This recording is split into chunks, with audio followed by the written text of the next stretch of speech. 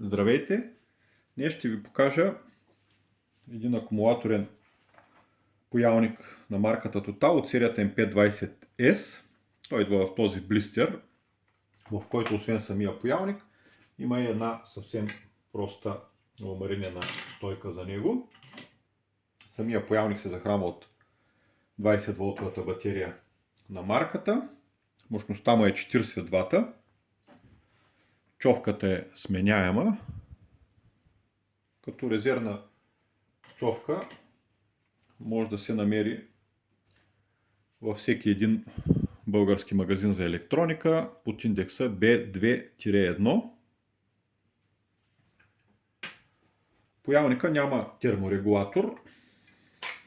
Просто се слага батерията, включва се и като достигне работна температура можем да работим с него.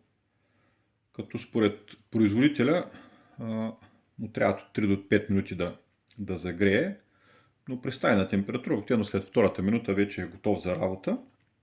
Включва се от този бутон, като този индикатор служи само единствено да показва, че паялникът е включен.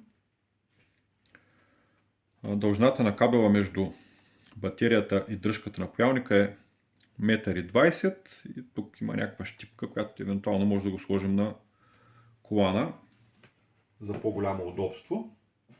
Като с една батерия от 2 ампер-часа паялникът може да работи пълноценно около 50-60 минути, но идеята на този паялник не е да работи постоянно и продължително, а в полеви условия да си свършим някоя дребна спойка, да си направим, да си свършим работата, някой кабелче да запоим, някой буксичка.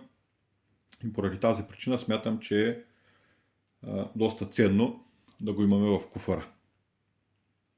Това беше всичко от мен. Благодаря ви за вниманието.